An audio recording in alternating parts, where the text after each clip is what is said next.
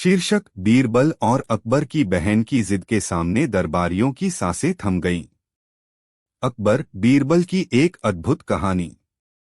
सर्दियों की एक ठंडी सुबह थी। आगरा का शाही किला धूप की सुनहरी किरणों से नहा रहा था। शहंशाह अकबर अपने आलीशान दरबार में पगड़ी संभालते हुए तख्त पर विराजमान हुए। दरबार की शोभा देखते ही बनती थी। मोतियों से जड़ी दीवारें, चांदी की कुर्सियां और चारों ओर सुगंध बिखेरते चंदन के दीप। आज दरबार में कुछ विशेष गहमागहमी थी, क्योंकि कई दिनों बाद शहंशाह की बहन शहजादी आरजू बेगम दिल्ली से आगरा लौटी थीं। आरजू बेगम अपनी नखरीली और जिद्दी स्वभाव के लिए पूरे राज्य में मशहूर थीं। वो जितनी सुंदर थीं, उतनी ही हठी भी थीं। जो बात उनके मन में ठान जाती, उसे कोई टाल नहीं सकता था, यहाँ तक कि खुद शहंशाह अकबर भी नहीं। आरजू बेगम का आगमन। दरबार के बीचों बीच आरजू बेगम रेशमी परिधान में आईं। उनकी चाल में गर्व था और चेहरे पर हल्की मुस्कान। सभी दरबारी आदरपूर्वक झुक गए। अकबर ने मुस्कुराकर उनका स्वागत किया। आओ प्यारी बहन, इतने दिनों बाद तुम्हारी सूरत देखी है। बताओ दिल्ली का हाल कैसा है? आरजू बेगम ने सलाम किया और बोली, जहां पनाह दिल्ली तो हमेशा की तरह गुलजार है, लेकिन आगरा की रौनक का कोई जवाब नहीं। मैंने सुना है कि यहाँ बीरबल नाम का एक निहायत ही बुद्धिमान वजीर दरबार में सबको मात देता है। आज तो मैं देखना चाहती हूँ कि उसकी अक्ल कितनी तेज है। दरबार में धीमी हंसी गूंज उठी। बीरबल ने झुककर कहा, शहजादी सलामत, आपकी आंखों का इशारा ही किसी की बुद्धि की परीक्षा के लिए काफी है। मैं हाजिर हूं। आरजू बेगम ने कहा, बहुत खूब। तो आज मैं तुम्हारी बुद्धि को परखूंगी बीरबल। और याद रखना, मेरी जिद के आगे किसी की नहीं चलती। अकबर मुस्कुराए, बीरबल अब तो संभल जाना। मेरी बहन की परीक्षा आसान नहीं होती। बीरबल ने विनम्रता से कहा, जहां पनाह, बीरबल का सिर तो झुक सकता है, पर हिम्मत नहीं टूट सकती। पहली जिद, मुझे चांद चाहिए। आरजू बेगम ने अपनी पहली जिद रखी। जहां पनाह, मैं चाहती हूं कि बीरबल आज ही मुझे चांद लाकर दे। दरबार के सामने मैं ही देखना चाहती हूं कि उसकी अक्ल कितनी काम की है। सारा दरबार सन्न रह गया। सभी दरबारी एक दूसरे को देखने लगे। चांद? आसमान का चांद? अकबर ने भी थोड़ी हैरानी से कहा, बहन, ये तो असंभव बात है। चांद आसमान में है, कोई उसे कैसे लाएगा? आरजू बेगम हंस पड़ी। भाईजान, आपने ही तो कहा था कि आपके वजीर के सामने कुछ भी असंभव नहीं। तो फिर देखिए, क्या वो मेरी यह छोटी सी इच्छा पूरी कर पाता है या नहीं। अब सबकी निगाहें बीरबल पर थीं। दरबार में सन्नाटा छा गया। किसी को समझ नहीं आ रहा था कि बीरबल क्या जवाब देगा। बीरबल ने क्षण भर सोचा, फिर सहज मुस्कान के साथ बोला, शहजादी सलामत, आपकी इच्छा हुक्म समान है। चांद लाना कठिन नहीं, बस मुझे थोड़ी तैयारी करनी होगी।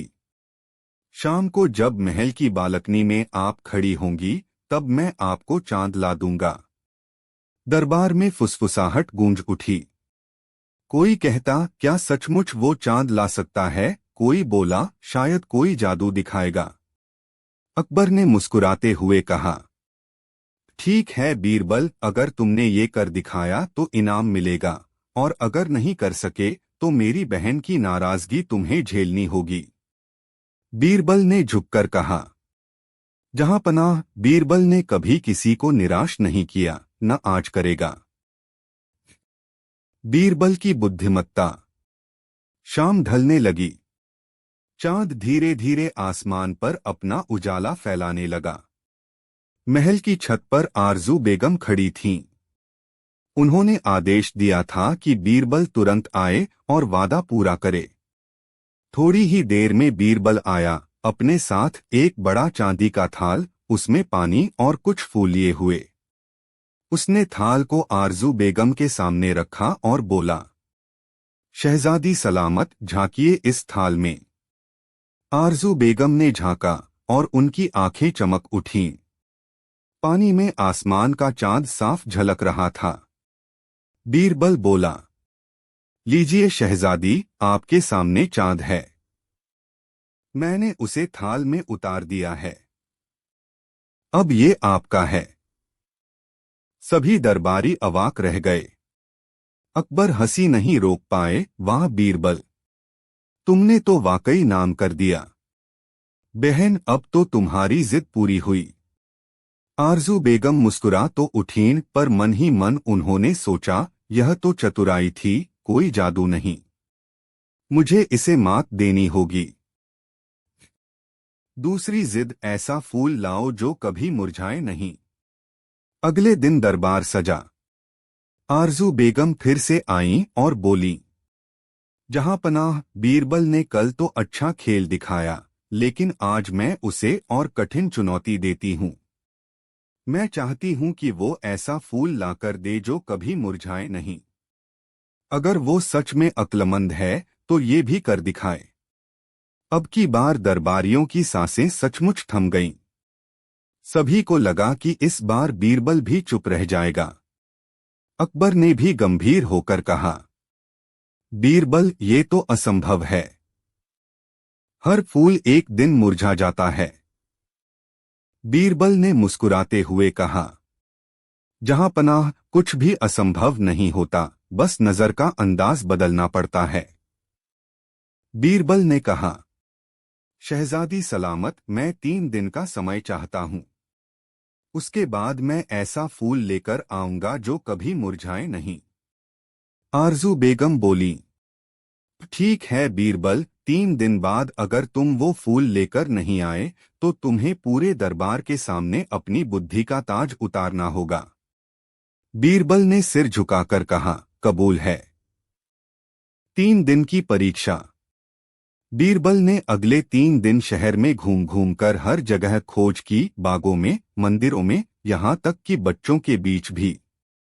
लेकिन कहीं भी ऐसा फूल नहीं मिला जो कभी मुरझाए नहीं। तीसरे दिन वह एक छोटे से गांव पहुंचा।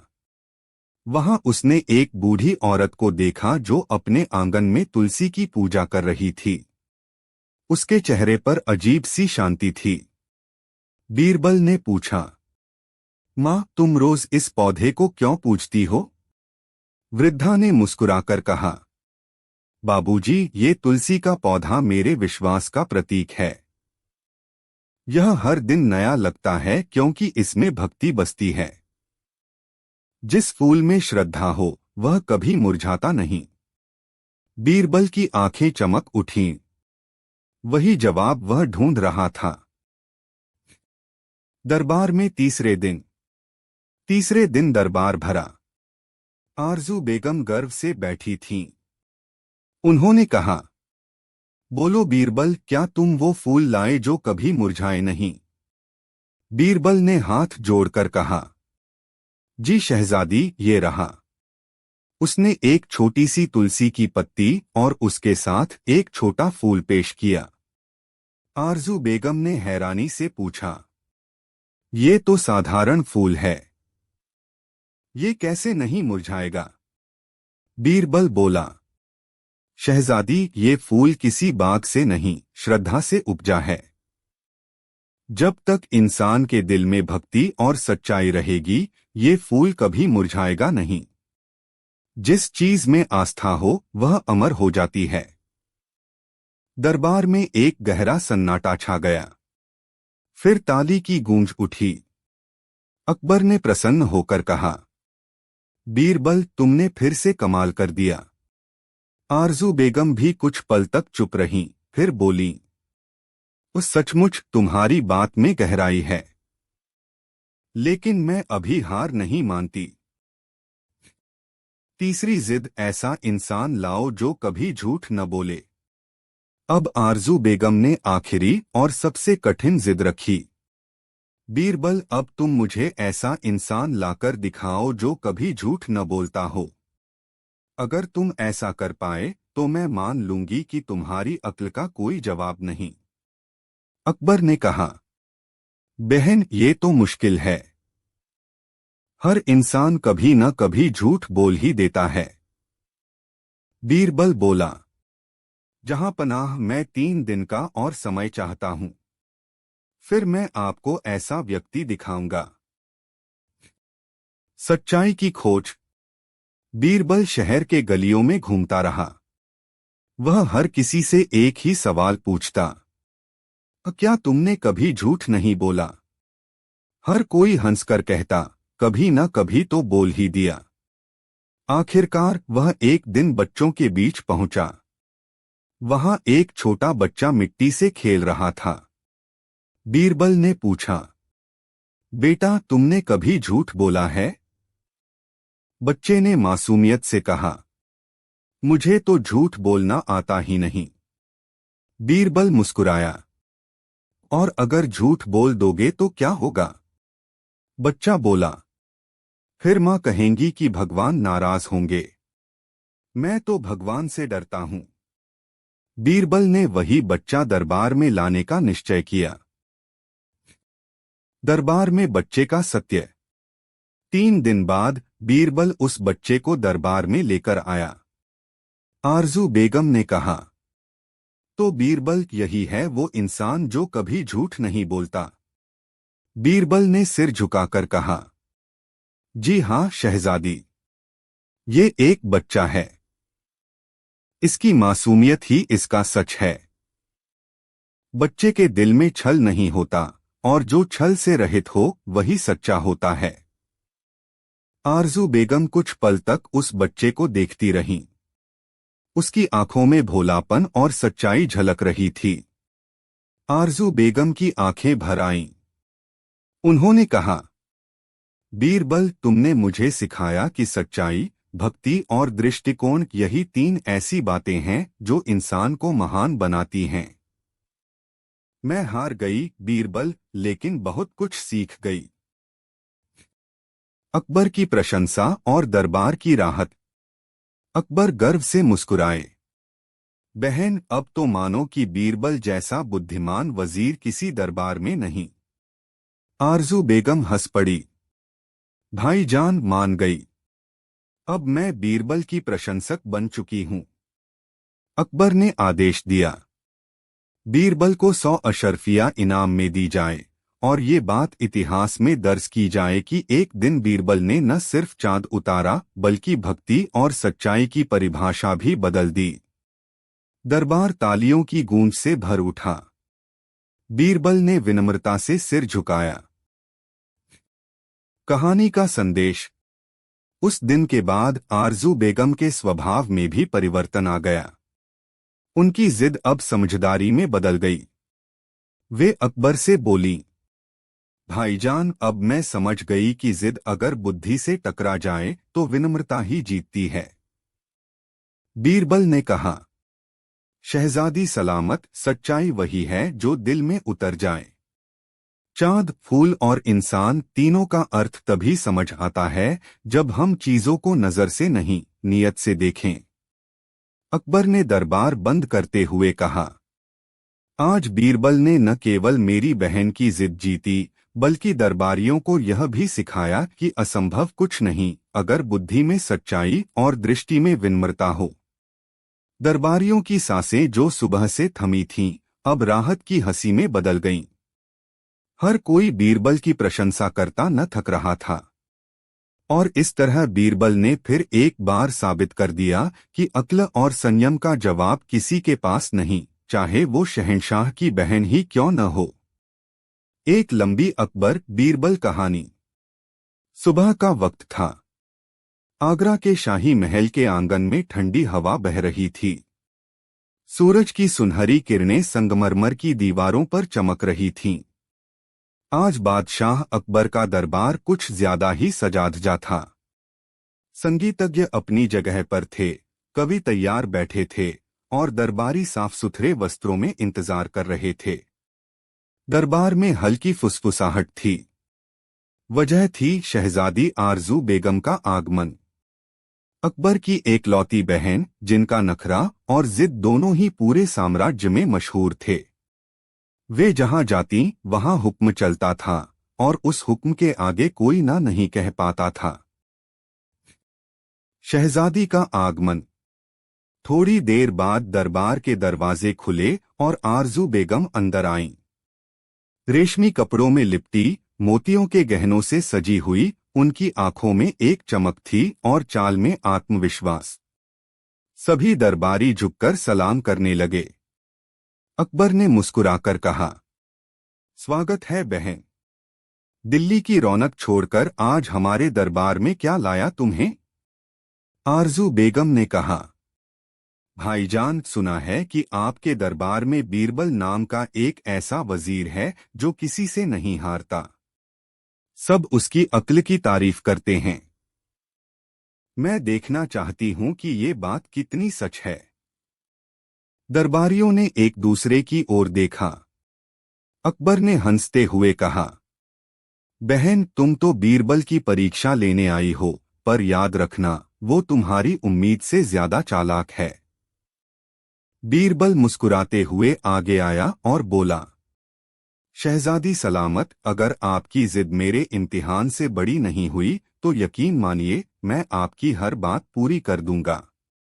आरजू बेगम ने मुस्कुराते हुए कहा, तो फिर तैयार रहो बीरबल। मैं ऐसी चुनौती दूंगी कि दरबार की सांसें थम जाएंगी। पहली जिद, मुझे चांद चाहिए। अगले ही पल आरजू बेगम बोली, जहां पनाह, मैं चाहती हूं कि बीरबल आज ही मेरे लिए चांद लाकर दे, और वो भी यहीं, इसी दरबार में। पूरा दरबार स्तब्ध रह गया। किसी को समझ नहीं आया कि क्या सुना। अकबर ने हंसते हुए कहा, बहन, ये कैसी बात कर रही हो? चांद तो आसमान में है, उसे कोई लाकर नहीं दे सकता। आरजू बेगम ने जिद भरे लहजे में कहा, भाईजान, आपने ही कहा कि बीरबल सबसे बुद्धिमान है, तो फिर उसे कुछ असंभव नहीं होना चाहिए। अगर वो इतना अक्लमंद है तो मुझे आज चांद जरूर लाकर दे। दरबारियों के बीच खुसर पुसर शुरू हो गई। कोई बोला, अब बीरबल क्या करेगा? कोई कहता, शहजादी की जिद का तो जवाब नहीं। अकबर ने बीरबल की ओर देखा, तो बीरबल, अब क्या कहते हो? बीरबल मुस्कुराया, जहां पनाह, शहजादी का हुक्म सर आंखों पर।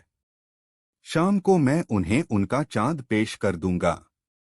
आरजू बेगम ने तंज भरे लहजे में कहा, ठीक है बीरबल, मैं देखना चाहती हूं कि तुम्हारी अक्ल किस हद तक जाती है। बीरबल की चतुराई।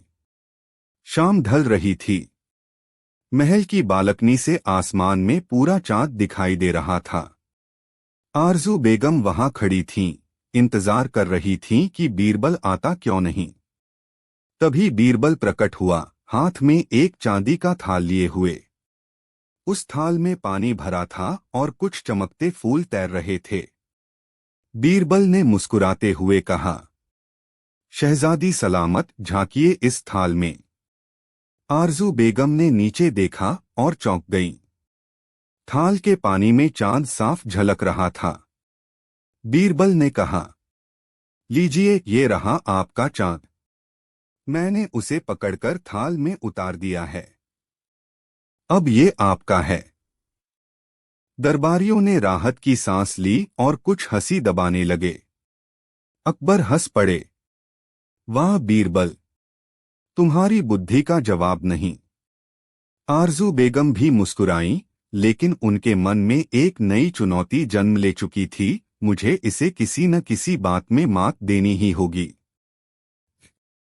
दूसरी जिद, ऐसा फूल लाओ जो कभी न मुरझाए। अगले दिन दरबार फिर सजा। आरजू बेगम बोली, जहां पनाह, बीरबल ने कल तो अपनी चालाकी दिखा दी, लेकिन आज मैं चाहती हूं कि वो मुझे ऐसा फूल लाकर दे जो कभी मुरझाए नहीं। अकबर ने कहा, बहन, हर फूल का एक वक्त होता है। कोई फूल हमेशा ताजा नहीं रह सकता। आरजू बेगम बोली। मगर बीरबल तो हर मुश्किल हल कर देता है। देखते हैं इस बार क्या करता है। सभी दरबारी गंभीर हो गए। बीरबल ने शांति से कहा, शहजादी सलामत, मुझे 3 दिन का समय दीजिए। मैं आपकी ये इच्छा पूरी करूंगा। आरजू बेगम ने सिर हिलाया। 3 दिन बाद मैं जवाब चाहती हूं, वरना तुम्हें अपनी अक्ल का ताज उतारना होगा। बीरबल की खोज। बीरबल 3 दिन तक पूरे राज्य में घूमता रहा। हर बाग, हर फूल वाले से पूछता, क्या कोई ऐसा फूल है जो कभी न मुरझाए? हर कोई जवाब देता, महाराज, ऐसा तो कभी हुआ ही नहीं। तीसरे दिन बीरबल एक छोटे से गांव पहुंचा। वहां उसने एक बुजुर्ग औरत को देखा जो अपने आंगन में तुलसी की पूजा कर रही थी। उसने पूछा, माई, तुम रोज इस पौधे को इतना मान क्यों देती हो?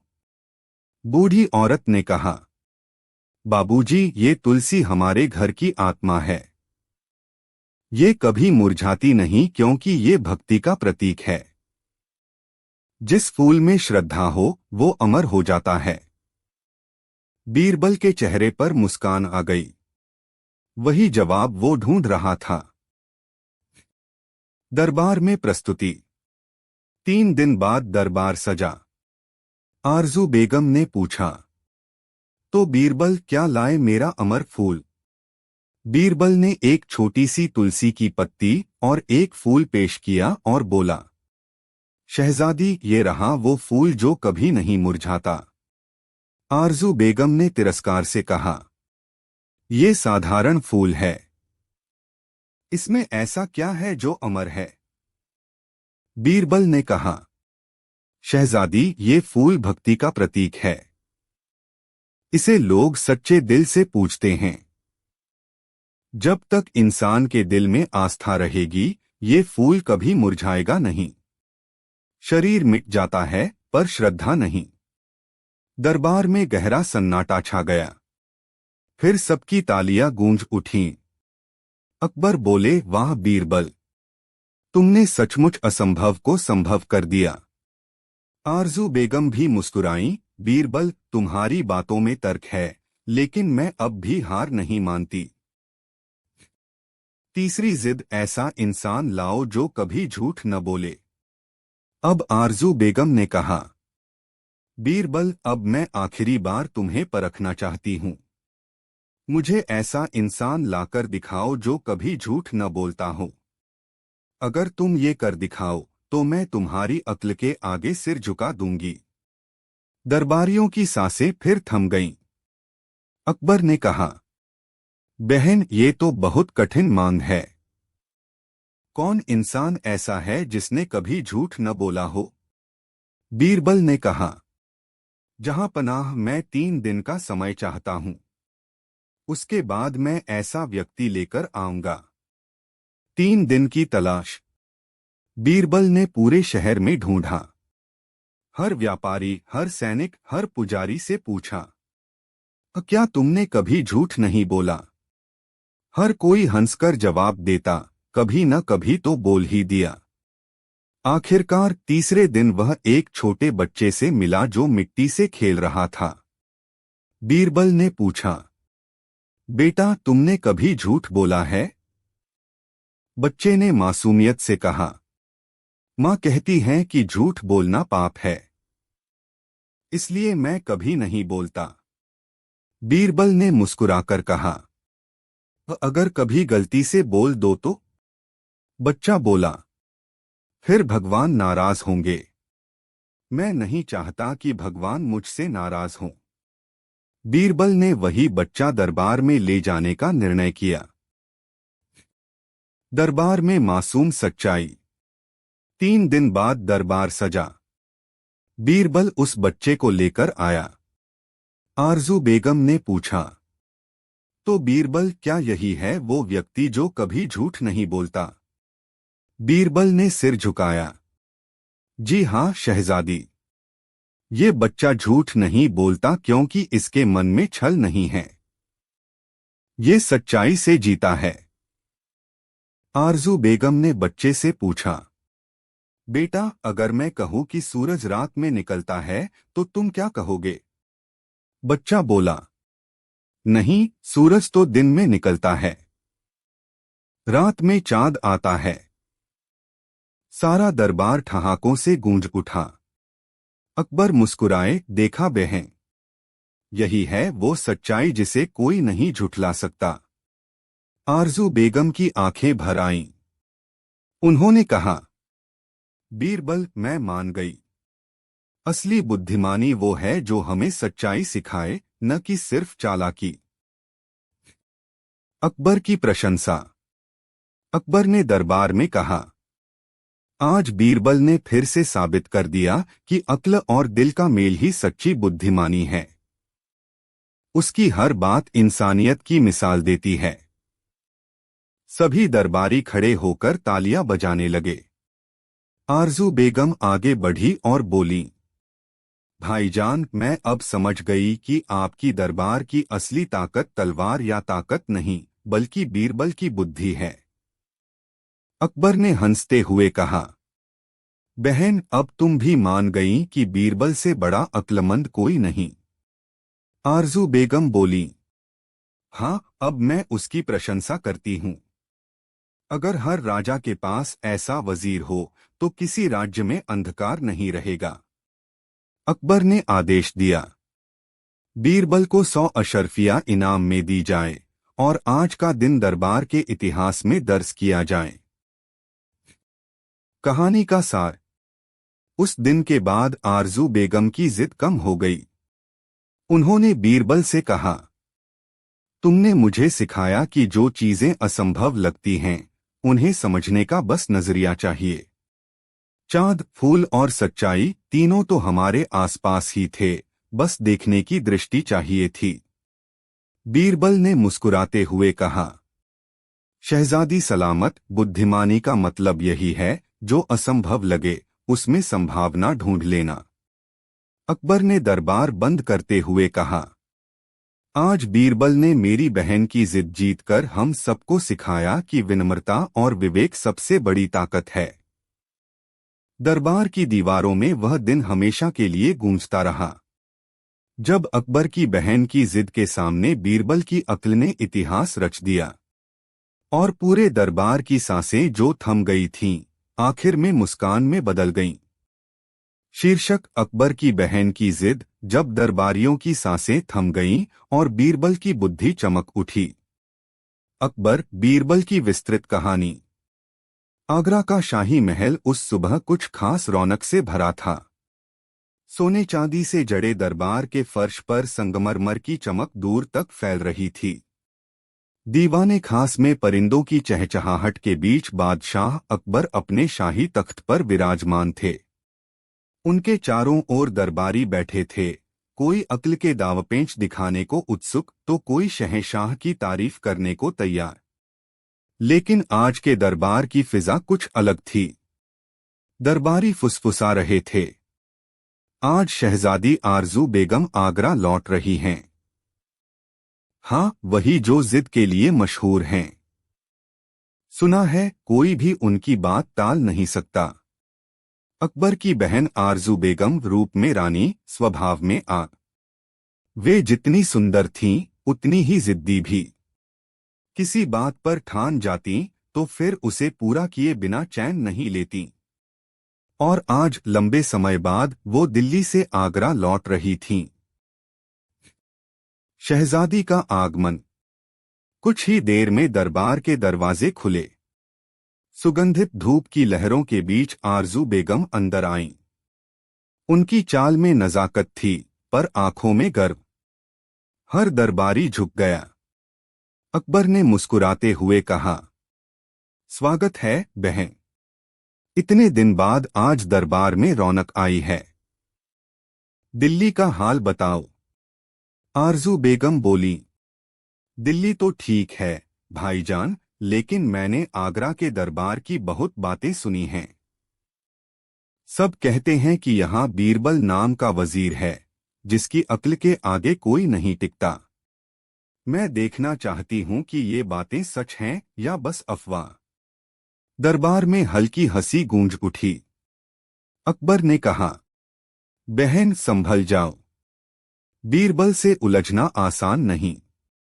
उसकी बातों में मिठास भी होती है और नुकीलापन भी। बीरबल ने विनम्रता से झुककर कहा, शहजादी सलामत, आपकी परीक्षा लेना मेरे लिए सम्मान की बात है। लेकिन ध्यान रहे, मैं सवालों से नहीं, नियत से जवाब देता हूं। आरजू बेगम मुस्कुराईं। तो फिर देखना चाहती हूं कि तुम्हारी अक्ल मेरे जिद के सामने कितनी टिकती है। पहली जिद, मुझे चांद चाहिए। आरजू बेगम की पहली मांग ने दरबार में सनसनी फैला दी। उन्होंने कहा, जहां पनाह, मैं चाहती हूं कि बीरबल मुझे आज ही चांद लाकर दे, और वो भी यहीं, इसी दरबार में। दरबारियों की सांसें अटक गईं। एक दूसरे को देखने लगे जैसे सुनने में कोई गलती हुई हो। अकबर हंस पड़े, बहन, ये तो असंभव है। चांद आसमान में है, कोई उसे कैसे लाएगा? आरजू बेगम ने जिद भरे स्वर में कहा, जहां पनाह, आपने ही कहा था कि आपके वजीर से कुछ भी असंभव नहीं। तो अब देखते हैं कि उसकी अक्ल सच में इतनी चलती है या नहीं। अकबर ने बीरबल की ओर देखा। तो बीरबल, अब तुम्हारे पास मेरी बहन की ये चुनौती है। बीरबल शांत मुस्कान के साथ बोला, जहां पनाह, शहजादी का हुक्म सर आंखों पर। आज शाम मैं उन्हें उनका चांद पेश कर दूंगा। आरजू बेगम बोली, मैं इंतजार करूंगी। अगर असफल हुए तो मान लूंगी कि तुम्हारी शोहरत बस हवा है। बीरबल का उपाय। शाम ढलने लगी। आकाश में पूर्णिमा का चांद चमकने लगा। महल की बालकनी में आरजू बेगम खड़ी थीं और नीचे दरबारी उत्सुक निगाहों से देख रहे थे कि बीरबल अब क्या चमत्कार करता है। थोड़ी ही देर में बीरबल आया, हाथ में एक चांदी का थाल जिसमें पानी भरा था और कुछ कमल के फूल तैर रहे थे। बीरबल मुस्कुराया, शहजादी सलामत, झांकिए इस थाल में। आरजू बेगम ने देखा, थाल के पानी में आसमान का चांद झलक रहा था। बीरबल बोला, लीजिए, मैंने आपके लिए चांद को उतार लिया है। अब ये आपका है। सारा दरबार ठहाकों से गूंज उठा। अकबर हंसते हुए बोले, वाह बीरबल, तुमने तो वाकई चांद को जमीन पर उतार दिया। आरजू बेगम मुस्कुरा उठीं, पर भीतर उनका अहंकार हिल गया था। उन्होंने मन में ठाना, ठीक है बीरबल, अब अगली चुनौती में देखती हूं तुम्हारी अक्ल कहां तक जाती है। दूसरी जिद, ऐसा फूल लाओ जो कभी मुरझाए नहीं। अगले दिन दरबार सजा। आरजू बेगम बोली, जहां पनाह, बीरबल ने कल तो चालाकी दिखाई। अब मैं चाहती हूं कि वो ऐसा फूल लाकर दे जो कभी मुरझाए नहीं। तभी मैं मानूंगी कि वो वाकई बुद्धिमान है। दरबारी एक दूसरे की ओर देखने लगे। अकबर ने कहा, बहन, हर फूल एक दिन मुरझा ही जाता है। ये तो असंभव मांग है।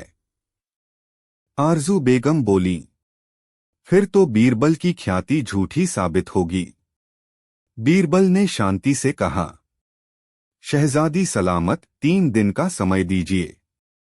मैं वो फूल लेकर आऊंगा जो कभी न मुरझाए। आरजू बेगम बोली, ठीक है।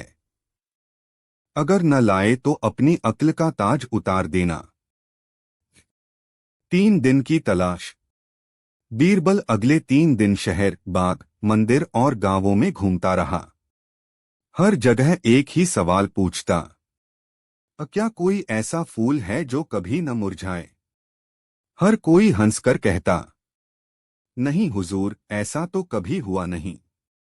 तीसरे दिन वह एक छोटे से गांव पहुंचा। वहां उसने एक बूढ़ी औरत को देखा जो सुबह सुबह तुलसी के पौधे की पूजा कर रही थी। उसने पूछा, माई, तुम रोज इस पौधे की पूजा क्यों करती हो? बूढ़ी औरत मुस्कुराई, बाबूजी, ये तुलसी भक्ति का प्रतीक है। इसे हम रोज जल देते हैं, इसमें आस्था बसती है। जब तक श्रद्धा है, ये पौधा कभी नहीं मरता। बीरबल की आंखों में चमक आ गई। यही तो जवाब था।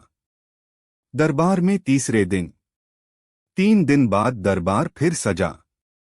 आरजू बेगम बोली, तो बीरबल लाए तुम वो अमर फूल? बीरबल ने एक छोटी सी तुलसी की पत्ती और फूल पेश किया और कहा, शहजादी, ये रहा वो फूल जो कभी नहीं मुरझाता। आरजू बेगम ने भौहें सिकोड़ लीं। ये साधारण फूल है, इसमें क्या विशेषता है? बीरबल ने कहा, शहजादी, ये फूल आस्था का प्रतीक है। इसे लाखों लोग रोज पूजते हैं। जब तक इंसान के दिल में भक्ति और सच्चाई रहेगी, ये फूल कभी नहीं मुरझाएगा। असली अमरता शरीर में नहीं, भावना में होती है। दरबार कुछ क्षण मौन रहा, फिर ताली की आवाजें गूंज उठीं। अकबर बोले, शाबाश बीरबल, तुमने फिर साबित किया कि बुद्धि सिर्फ सोच नहीं, दृष्टि भी होती है। आरजू बेगम मुस्कुराईं। अच्छा खेल था बीरबल, लेकिन अब की बार मैं तुम्हें ऐसी चुनौती दूंगी जो तुम्हारे जवाबों को भी मात दे देगी। तीसरी जिद, ऐसा इंसान लाओ जो कभी झूठ न बोले। अगले दिन आरजू बेगम ने कहा, बीरबल, अब मैं चाहती हूं कि तुम ऐसा इंसान लाकर दिखाओ जो कभी झूठ नहीं बोलता। अगर तुम ऐसा कर पाए तो मैं तुम्हें अक्ल का बादशाह मान लूंगी। दरबारियों की सांसें फिर थम गईं। अकबर ने कहा, बहन, ये तो बहुत कठिन है। कौन इंसान ऐसा है जिसने कभी झूठ न बोला हो? बीरबल ने शांति से कहा, जहां पनाह, 3 दिन का समय दीजिए, मैं ऐसा व्यक्ति ढूंढकर लाऊंगा। सच्चाई की तलाश। बीरबल शहर की गलियों में घूमता रहा। उसने हर उम्र, हर पेशे के लोगों से पूछा, क्या तुमने कभी झूठ नहीं बोला? हर कोई मुस्कुराकर जवाब देता, कभी न कभी तो बोल ही दिया। आखिरकार तीसरे दिन वह एक छोटे बच्चे से मिला जो मिट्टी के घरौंदे बना रहा था। बीरबल ने पूछा, बेटा, तुमने कभी झूठ बोला है? बच्चे ने भोलेपन से कहा, नहीं, माँ कहती हैं कि झूठ बोलना बुरा होता है। भगवान नाराज हो जाते हैं। बीरबल ने मुस्कुराकर पूछा, अगर झूठ बोल दो तो? बच्चा बोला, फिर मैं भगवान से माफी मांगूंगा, लेकिन कोशिश करूंगा कि फिर कभी न बोलूं। बीरबल ने बच्चे का हाथ पकड़ा और कहा, चलो मेरे साथ, तुम्हें शाही दरबार में बुलाया गया है। दरबार में मासूम सच्चाई। 3 दिन बाद बीरबल वह बच्चा लेकर दरबार पहुंचा। आरजू बेगम ने पूछा, तो बीरबल, यही है वो इंसान जो कभी झूठ नहीं बोलता? बीरबल ने सिर झुकाया, जी हां शहजादी, ये बच्चा सच्चाई का प्रतीक है। इसके मन में छल नहीं, बस भोलापन है। आरजू बेगम ने बच्चे से पूछा, बेटा, अगर मैं कहूं कि ये दरबार रात का है तो तुम क्या कहोगे? बच्चा बोला, नहीं, दिन का है। रात में तो चांद निकलता है। दरबार में हंसी गूंज उठी। अकबर भी मुस्कुराए। देखा बहन, यही है वो सच्चाई जो किसी की ताकत से नहीं बदलती। आरजू बेगम चुप हो गईं। फिर धीरे धीरे बोली, बीरबल, मैं मान गई। असली बुद्धिमानी वो है जो हमें सच्चाई सिखाए, न कि भ्रम में रखे। अकबर की प्रसन्नता। अकबर ने प्रसन्न होकर कहा, आज बीरबल ने मेरी बहन की जिद को जीतकर फिर साबित कर दिया कि अक्ल और ईमानदारी का मेल सबसे बड़ी ताकत है। सभी दरबारी खड़े होकर तालियां बजाने लगे। आरजू बेगम आगे बढ़ी। भाईजान, अब मैं समझ गई कि बीरबल की शोहरत व्यर्थ नहीं। उसने मेरी हर जिद को समझदारी से जवाब दिया, बिना किसी अभिमान के।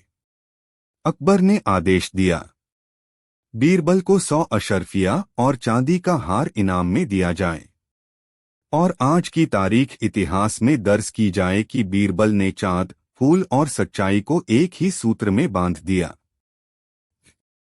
कहानी का संदेश। उस दिन के बाद आरजू बेगम के स्वभाव में बड़ा परिवर्तन आया। वे अब जिद नहीं करती, बल्कि हर बात को समझने की कोशिश करती। एक शाम उन्होंने बीरबल से कहा, बीरबल, तुमने मुझे सिखाया कि सच्चाई देखने के लिए आंखों से नहीं, दिल से देखना चाहिए।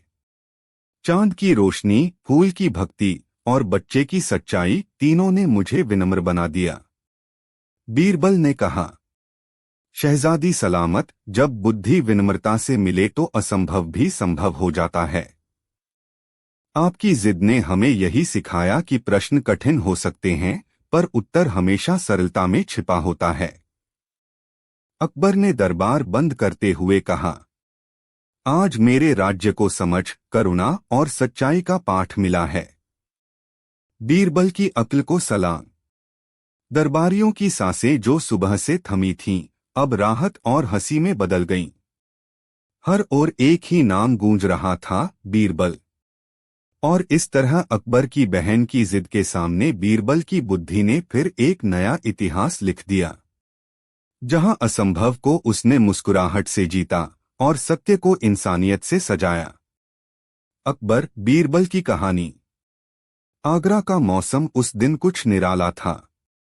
लाल किले की दीवारों पर सूरज की सुनहरी किरणें पड़ रही थीं और हवा में चमेली की खुशबू घुली थी। दीवाने खास में बादशाह अकबर अपने शाही तख्त पर विराजमान थे। चारों ओर नवरत्नों की चमक थी, कोई पंखा झल रहा था, कोई दस्तावेज पढ़ रहा था। लेकिन अकबर के चेहरे पर एक अनोखी मुस्कान थी। दरबारियों को हैरानी हुई। राजा टोडरमल झुककर बोले, जहांपनाह, आज दरबार में कुछ खास है क्या? आपकी मुस्कान बता रही है कि कुछ बड़ा होने वाला है। अकबर हंस पड़े। आज मेरी प्यारी बहन आरजू बेगम दिल्ली से आगरा आ रही हैं। उसने कहा है कि वो हमारे दरबार के मशहूर बीरबल से मिलना चाहती है। सुना है उसने बीरबल की अक्ल की बड़ी बातें सुनी हैं और अब खुद उसकी परीक्षा लेना चाहती है। बीरबल हल्के से मुस्कुराया, जहांपनाह, अगर शहजादी सलामत चाहेंगी तो मैं अपनी अक्ल का एक सिरा उन्हें दिखा दूंगा। बाकी सिरा तो अभी मुझ में भी छिपा है। दरबारियों में हंसी दौड़ गई। लेकिन अकबर ने चेतावनी भरे लहजे में कहा, बीरबल, याद रहे, मेरी बहन जिद्दी है। वो किसी की बात यूं ही नहीं मानती। एक बार ठान लेती है तो फिर दुनिया हिल जाए, उसकी बात नहीं बदलती। बीरबल मुस्कुराकर बोला, जहांपनाह, अगर उनकी जिद सच्ची है तो मेरा जवाब और भी सच्चा होगा। शहजादी का आगमन। कुछ ही देर में ढोलन गाड़े गूंजे, शाही पालकी दरबार के द्वार पर रुकी। आरजू बेगम उतरी। गजब की सुंदरता, तेजस्वी नजरें और चाल में ऐसा आत्मविश्वास कि दरबार का हर व्यक्ति खुद ब खुद झुक गया। अकबर ने उठकर स्वागत किया। स्वागत है बहन, तुम्हारे आने से आज हमारा दरबार और रोशन हो गया। आरजू बेगम मुस्कुराईं। भाईजान, मैंने बहुत सुना है कि आपके दरबार में बीरबल नाम का वजीर है जो हर मुश्किल का जवाब पल भर में दे देता है। आज मैं देखना चाहती हूं कि उसकी अक्ल की तलवार सच में कितनी तेज है। बीरबल ने आदरपूर्वक झुककर कहा, शहजादी सलामत, आपकी परीक्षा ही मेरे लिए इनाम है। पूछिए, क्या हुक्म है? पहली जिद, मुझे आज ही चांद चाहिए।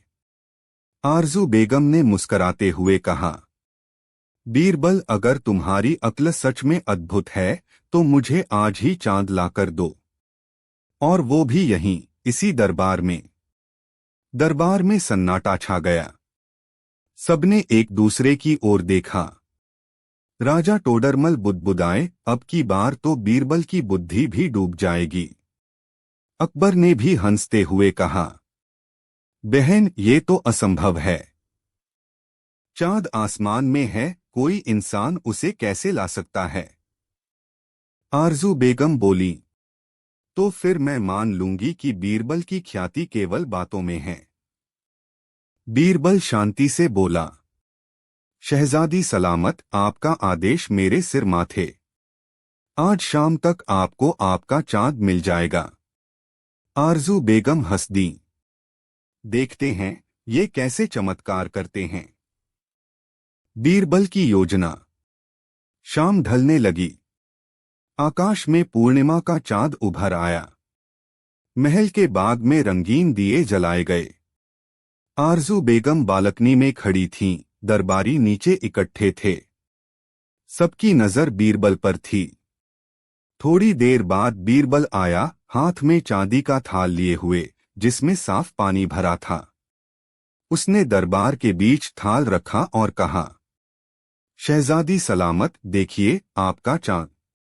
आरजू बेगम ने झांक कर देखा, पानी में चांद की परछाई झलक रही थी। वो पल भर के लिए ठिठक गईं, फिर हंस पड़ी। बीरबल, तुमने तो वाकई चांद को धरती पर उतार दिया। मगर ये छल है। बीरबल मुस्कुराया। शहजादी, जिंदगी में कई बार हम वही देखते हैं जो हमें दिखाया जाता है। ये चांद असली नहीं, लेकिन उसका सौंदर्य वैसा ही है। हर इच्छा का सुख उसकी सच्चाई में नहीं, उसके एहसास में है। दरबार में ताली गूंज उठी। अकबर मुस्कुराए, बहन, तुमने चाहा चांद, और बीरबल ने तुम्हें एहसास का ब्रह्मांड दे दिया। आरजू बेगम चुप हो गईं, लेकिन अंदर से उन्हें चुनौती का स्वाद लग चुका था। दूसरी जिद, ऐसा फूल दो जो कभी न मुरझाए। अगले दिन दरबार फिर सजा। आरजू बेगम ने कहा, जहां पनाह, कल तो बीरबल ने अपनी अक्ल से भ्रम रचा, लेकिन आज मैं सच्ची चीज चाहती हूं। मुझे ऐसा फूल चाहिए जो कभी न मुरझाए। दरबारियों ने सांस रोक ली। अकबर बोले, बहन, हर फूल एक दिन मुरझा ही जाता है। ऐसा फूल तो ईश्वर भी नहीं देता। आरजू बेगम बोली, फिर भी मैं देखना चाहती हूं कि बीरबल की अक्ल इस बार कहां तक जाती है। बीरबल ने झुककर कहा, 3 दिन का समय दीजिए शहजादी। मैं आपके लिए वो फूल लेकर आऊंगा जो कभी मुरझाए नहीं। 3 दिनों की खोज। बीरबल 3 दिनों तक पूरे आगरा और आसपास के गांवों में घूमता रहा। हर मंदिर, हर बाग, हर खेत में जाकर उसने पूछा, क्या कोई ऐसा फूल है जो कभी मुरझाए नहीं? सबने सिर हिलाया। तीसरे दिन वह एक गांव में पहुंचा जहां एक बुजुर्ग औरत तुलसी के पौधे की पूजा कर रही थी। उसने पूछा, माई, तुम रोज इस पौधे को जल क्यों देती हो?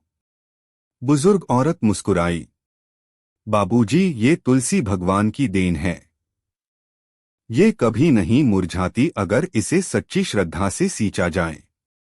ये सिर्फ पौधा नहीं, आस्था है। बीरबल ने उसी क्षण समझ लिया कि जवाब मिल गया है। दरबार में प्रस्तुति। 3 दिन बाद बीरबल दरबार में तुलसी का छोटा पौधा लेकर आया। आरजू बेगम ने देखा और कहा, ये क्या? मैं फूल मांग रही थी और तुम पौधा ले आए। बीरबल बोला, शहजादी, ये फूल नहीं, अमरता का प्रतीक है।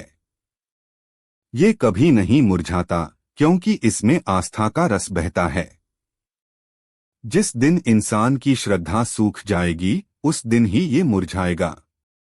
जब तक प्रेम और भक्ति है, ये सदा खिला रहेगा। अकबर गदगद होकर बोले, वाह बीरबल, तुमने फिर साबित किया कि सुंदरता सिर्फ रंग और गंध में नहीं, भावना में होती है। आरजू बेगम थोड़ी देर सोचती रहीं, फिर बोली, बीरबल, अब मैं मानती हूं कि तुम्हारे जवाबों में तर्क भी है और दर्शन भी, लेकिन मेरी जिद अभी खत्म नहीं हुई। तीसरी जिद, ऐसा इंसान लाओ जो कभी झूठ न बोले। अगले दिन आरजू बेगम बोली, अब मैं चाहती हूं कि बीरबल मुझे ऐसा इंसान दिखाए जिसने कभी झूठ न बोला हो। अगर वो ऐसा कर सके तो मैं मान लूंगी कि उसकी अक्ल वाकई अनोखी है। दरबारियों की सांसें थम गईं। अकबर ने सिर हिलाया। बहन, ये तो कठिन है। इंसान से गलती हो ही जाती है। बीरबल बोला, जहांपनाह, 3 दिन का समय दीजिए। मैं ऐसा व्यक्ति ढूंढकर लाऊंगा। सच्चे इंसान की तलाश। 3 दिन बीत गए। बीरबल गलियों और बस्तियों में घूमता रहा। हर किसी से एक ही सवाल करता, क्या तुमने कभी झूठ नहीं बोला? हर कोई मुस्कुराकर कहता, कभी न कभी बोल ही दिया। तीसरे दिन वह एक छोटे गांव पहुंचा। वहां उसने एक बच्चा देखा जो मिट्टी के घरौंदे बना रहा था। बीरबल ने पूछा, बेटा, तुमने कभी झूठ बोला है? बच्चे ने मासूमियत से कहा, नहीं साहब, माँ कहती हैं झूठ बोलो तो भगवान नाराज हो जाते हैं। अगर कभी गलती से बोल दूं तो उनसे माफी मांग लेता हूं। बीरबल ने बच्चे के सिर पर हाथ फेरा और कहा, चलो, मेरे साथ चलो। तुम्हें आज शाही दरबार देखना है। दरबार में बच्चा।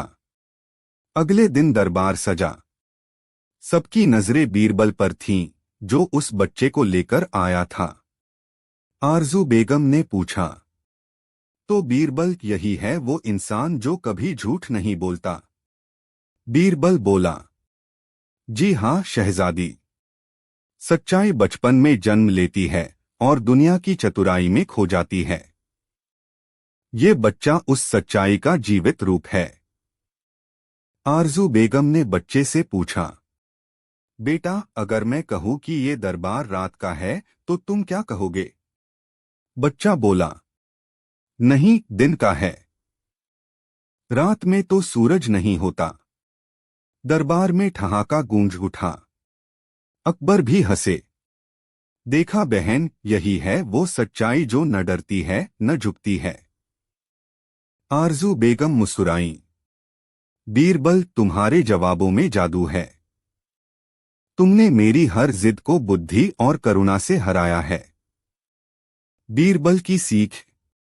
बीरबल विनम्रता से बोला, शहजादी सलामत, आपकी जिद ने ही मुझे सोचने पर मजबूर किया। अगर जिद न होती तो उत्तरों का जन्म कैसे होता? आपने जो मांगा वो असंभव नहीं था, बस उसे सही नजर से देखने की जरूरत थी। अकबर बोले, सही कहा बीरबल। जिद अगर बुद्धि से मिले तो आविष्कार बनती है, और अगर अहंकार से मिले तो विनाश। आरजू बेगम की आंखें नम हो गईं। भाईजान, आज मुझे समझ आया कि बीरबल की अक्ल सिर्फ दिमाग में नहीं, दिल में भी बसती है। अकबर का इनाम। अकबर ने आदेश दिया, बीरबल को 100 अशरफिया और 1 स्वर्ण मुकुट इनाम में दिया जाए। आज के दिन को इतिहास में दर्ज करो कि बीरबल ने असंभव को संभव किया, न छल से न चमत्कार से, बल्कि बुद्धि और सच्चाई से। दरबार तालियों से गूंज उठा। बच्चे को भी अकबर ने सोने का सिक्का देकर कहा, बेटा, तू हमें याद दिलाता है कि सच्चाई सबसे बड़ी ताकत है। कहानी का अंत और सीख। उस दिन के बाद आरजू बेगम में अद्भुत परिवर्तन आया। उन्होंने दरबार में सबके सामने कहा, जहांपनाह, अब मैं समझ गई हूं कि अक्ल सिर्फ जीतने के लिए नहीं, समझाने के लिए होती है। बीरबल ने मुझे सिखाया कि असली सुंदरता आस्था में, अमरता सच्चाई में और सुख संतोष में है। बीरबल ने नम्रता से उत्तर दिया, शहजादी, जिद अगर सोच को जन्म दे तो वो वरदान बन जाती है, और अगर अहंकार को बढ़ाए तो विनाश। आपने अपनी जिद से पूरे दरबार को सिखा दिया कि सवाल चाहे कितने भी कठिन हो, उत्तर हमेशा सादगी में छिपा होता है। अकबर ने हंसते हुए कहा, बहन, अब तुम मान गई न कि बीरबल की अक्ल किसी चमत्कार से कम नहीं। आरजू बेगम ने सिर झुकाकर कहा, भाईजान, अब मैं बीरबल की नहीं, उसकी बुद्धि की कायल हूं। उस दिन का दरबार इतिहास में दर्ज हुआ, जिस दिन अकबर की बहन की जिद ने बीरबल की बुद्धि की परीक्षा ली, और बीरबल ने न केवल जीत हासिल की बल्कि हर दिल में विनम्रता का बीज बो दिया। दरबार की हवा में गूंजता रहा वही एक नाम, बीरबल, बीरबल। और अकबर मुस्कुराते हुए बोले, जिसके पास बीरबल जैसा वजीर हो, उसके दरबार की सांसें डर से नहीं, ज्ञान से चलती हैं। अकबर बीरबल की कहानी। मुगल बादशाह अकबर का दरबार उस समय भारत का सबसे भव्य और बुद्धिमानों से भरा हुआ दरबार माना जाता था। वहां राजनैतिक मामलों से लेकर जीवन के हर छोटे बड़े प्रश्नों पर चर्चा होती थी। हर दिन दरबार में कुछ न कुछ नया होता था, कोई विवाद, कोई हंसी ठिठोली, कोई चुनौती या कोई अनोखी परीक्षा। और इन सबका केंद्र होता था बीरबल। बीरबल की बुद्धिमत्ता के किस्से दिल्ली से लेकर काबुल तक फैले हुए थे। अकबर को बीरबल की चतुराई और समझदारी पर अटूट भरोसा था। लेकिन इस बार जो घटना घटी, उसने पूरे दरबार की सांसें थमा दी। यह कहानी अकबर की प्यारी बहन शहजादी शहनाज बेगम की जिद से शुरू हुई थी। शहजादी की जिद। एक सुहानी सुबह थी। लाल किले के बाग में फूलों की खुशबू फैली हुई थी। अकबर अपनी बहन शहनाज से मिलने उसके महल में पहुंचे। शहनाज बहुत सुंदर, नटखट और आत्मसम्मान से भरी हुई थी। वह अपने भाई अकबर से बहुत प्यार करती थी, लेकिन उसकी आदत थी कि अगर किसी बात पर अड़ जाए तो पूरी दुनिया भी उसे मना नहीं सकती थी। उस दिन शहनाज बड़ी नाराज थी। जैसे ही अकबर कमरे में दाखिल हुए, उसने मुंह फेर लिया। क्या हुआ बहन? चेहरे पर ये बादल क्यों? अकबर ने मुस्कराते हुए पूछा। शहनाज ने गुस्से में कहा, भैया, आप कहते हैं आपके दरबार में सब विद्वान हैं, लेकिन मुझे तो लगता है कि उनमें कोई भी असली समझदार नहीं। सब आपकी हाँ में हाँ मिलाते हैं। मैं कहना चाहती हूं कि मैं दरबारियों की परीक्षा लेना चाहती हूं। अकबर ने मुस्कराकर कहा, अरे वाह, परीक्षा लेना चाहती हो तो जरूर लो। बताओ क्या करना चाहती हो? शहनाज ने बोली, मैं एक ऐसा सवाल पूछूंगी जिसका जवाब कोई नहीं दे पाएगा। अगर कोई दे दे तो मैं उसे अपना इनाम दूंगी, और अगर कोई न दे सका तो आप मानिएगा कि आपके दरबारी उतने चतुर नहीं जितना आप समझते हैं। अकबर ने हंसते हुए कहा, ठीक है बहन, तुम्हारी चुनौती मंजूर। कल सुबह दरबार में सबके सामने तुम सवाल पूछना। दरबार में हलचल। अगली सुबह बादशाह अकबर ने ऐलान किया कि आज शहजादी शहनाज बेगम दरबार में आएंगी और सब दरबारियों से एक विशेष प्रश्न पूछेंगी। इस ऐलान से दरबार में खलबली मच गई। सभी दरबारी सज-धज कर आए। तानसेन, राजा टोडरमल, मुल्ला दोप्याजा, अब्दुल रहीम खान खाना, सभी। लेकिन सबसे ज्यादा आत्मविश्वास भरा था बीरबल के चेहरे पर। जब शहजादी दरबार में आई तो पूरा दरबार खड़ा हो गया। शहनाज ने रेशमी परिधान पहना था, गहनों की चमक से मानो चांदनी उतर आई हो।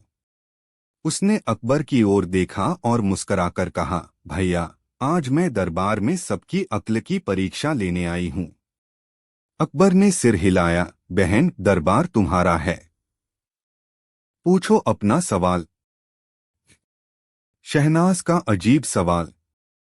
शहनाज खड़ी हुई और ऊंची आवाज में बोली, मेरा सवाल बहुत सरल है, ऐसा क्या है जो दिखाई भी देता है और नहीं भी देता? पूरा दरबार सन्नाटे में डूब गया। सबने एक दूसरे की तरफ देखा। सवाल सुनने में आसान लग रहा था, पर उसका जवाब सीधा नहीं था। तोडरमल ने माथा खुजाया, तानसेन ने पगड़ी ठीक की और मुल्ला दोप्याजा ने मुस्कराने की कोशिश की, पर कोई जवाब नहीं दे पा रहा था। अकबर भी सोच में पड़ गए। उन्होंने कहा, दरबारियों, यह तो एक साधारण सवाल लगता है, लेकिन शायद इसमें गहरी बात छिपी है। कौन देगा इसका जवाब? सबकी निगाहें बीरबल पर टिक गईं। बीरबल की मुस्कान। बीरबल ने हल्की मुस्कान के साथ कहा, जहांपनाह, शहजादी का सवाल वाकई अद्भुत है। इसका जवाब तुरंत नहीं दिया जा सकता, थोड़ा सोचने का अवसर दीजिए। अकबर ने कहा, ठीक है बीरबल, तुम्हें सूरज ढलने तक का समय है। शहनाज ने तंज कसते हुए कहा, बीरबल, सुना है तुम अक्ल के धनी हो। अगर आज जवाब न दे सके तो मान लूंगी कि तुम्हारी शोहरत बस बातें हैं। बीरबल मुस्कराए, शहजादी, जवाब मिलेगा, लेकिन थोड़ा धैर्य रखिए। बीरबल की खोज। बीरबल दरबार से निकलकर शहर में घूमने लगे। वे सोचते जा रहे थे, ऐसी कौन सी चीज है जो दिखाई भी देती है और नहीं भी। उन्होंने सड़क पर बच्चों को खेलते देखा, गेंद दिखाई दे रही थी, पर हवा नहीं। उन्होंने आसमान में सूरज देखा, दिन में तो दिखता है, पर रात में नहीं। उन्होंने तालाब में अपनी परछाई देखी, परछाई दिखती भी है और असल में होती भी नहीं। हूँ, कुछ तो बात है परछाई में, उन्होंने मन ही मन सोचा। लेकिन फिर उन्हें लगा कि यह जवाब बहुत सीधा है। शहनाज इतनी चालाक है कि उसने जरूर किसी गहरी बात की ओर इशारा किया होगा। वे आगे बढ़े। रास्ते में उन्हें एक अंधा भिखारी मिला, जो सूरज की दिशा पूछ रहा था। बीरबल ने उससे कहा, तुम सूरज को देख नहीं सकते, पर क्या महसूस करते हो कि वह है? भिखारी बोला, हाँ हुजूर, मैं उसकी गर्मी से जान जाता हूँ कि वह है, चाहे मैं देख न सकूं। बीरबल की आंखें चमक उठीं, यही तो बात है। कुछ चीजें देखने में नहीं आती, पर महसूस होती हैं। जैसे प्यार, जैसे विश्वास।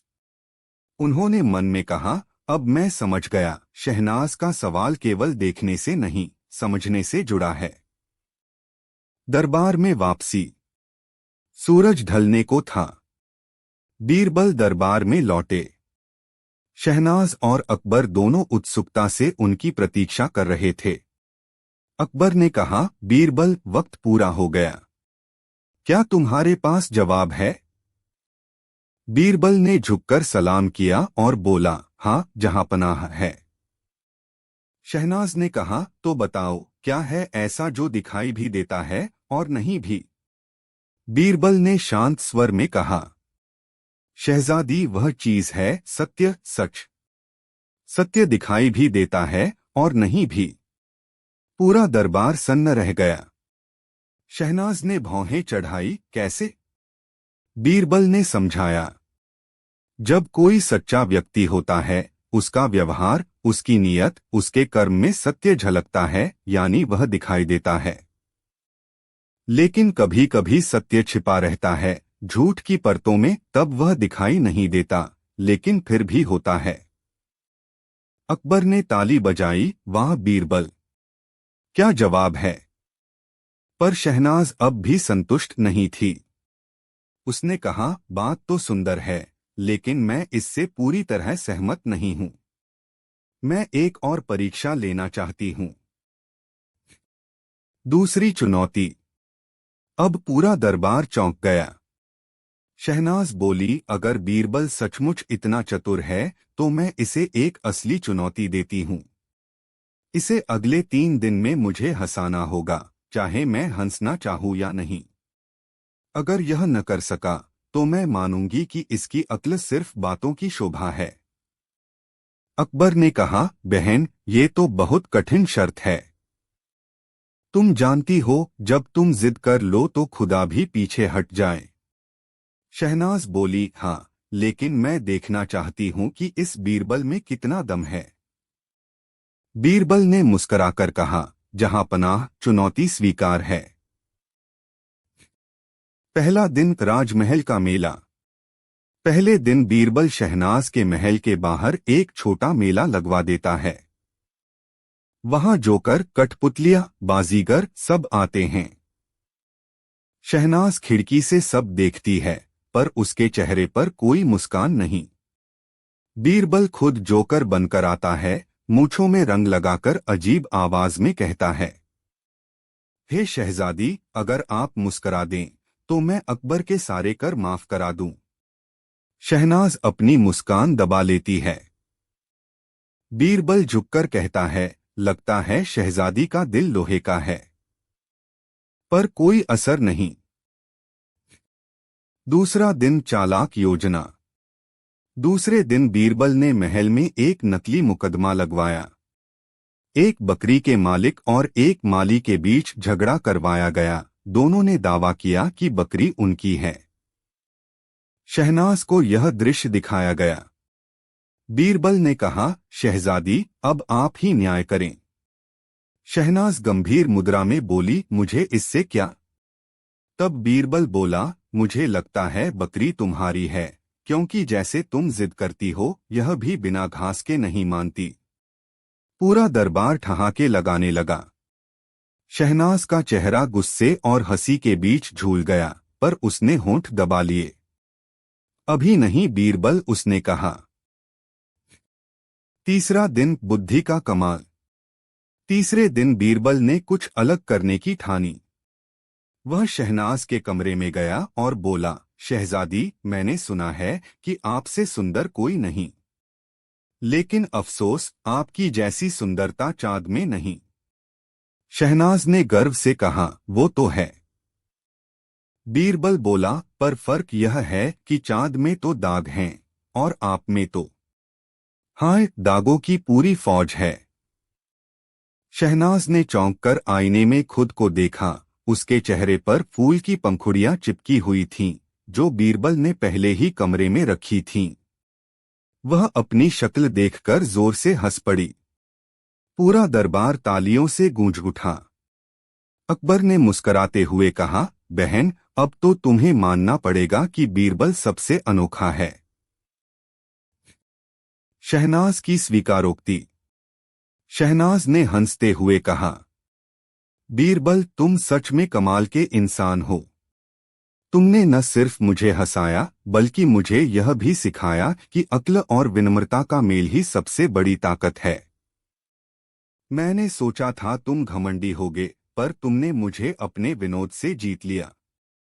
बीरबल झुककर बोला, शहजादी, अगर मेरे शब्दों से आपको खुशी मिली तो यही मेरी जीत है। अकबर ने कहा, बहन, अब तो तुम मानोगी कि मेरे दरबार में सबसे बुद्धिमान इंसान यही है। शहनाज ने कहा, हाँ भैया, अब मैं मान गई। तुम्हारा दरबार सच में अनमोल है और बीरबल उसका हीरा। कहानी का निष्कर्ष। उस दिन से शहनाज और बीरबल के बीच एक गहरी मित्रता बन गई। वह अक्सर बीरबल से कठिन सवाल पूछती और बीरबल हर बार अपने उत्तरों से उसे चकित कर देता। अकबर गर्व से कहा करते, जहां बीरबल है, वहां ना कोई उलझन टिक सकती है, ना कोई जिद। इस घटना के बाद दरबार में एक नया आदेश जारी हुआ। कभी किसी की जिद को सिर्फ चुनौती मत समझो, कभी कभी वह जिद किसी को परखने का तरीका भी होती है। और यही बीरबल की असली जीत थी, न तलवार से, न ताकत से, बल्कि अपनी हंसी, बुद्धि और धैर्य से।